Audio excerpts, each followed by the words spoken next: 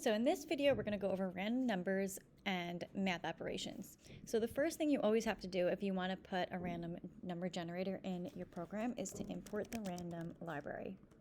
In line 6, we're going to assign a variable, we'll call it x, to a random number. So we do that by doing random dot rand int. That stands for random integer. And you can type in what numbers you want it to be between. In this case, we'll do 1 to 200 because that's what it says.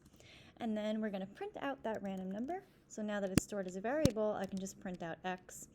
And then every time I click run, it's going to print out a random number. Perfect. Then we're going to go down here and do some math operations. So addition, we want the answer to be all of these numbers over here. So I'm going to do the operation to get that answer. So I'm going to do 10 plus 2 to make 12.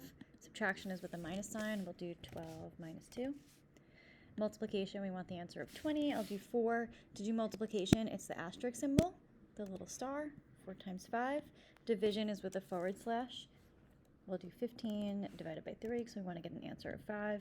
And then mod is a percent sign, and it's the remainder after division. So if we want an answer of 0, I'm going to do 12 mod 2 because 2 goes into 12 evenly. And now when I click run, you just want to make sure that you get all of those answers. We have our random number up here, 12, 10, 20, 5, and 0.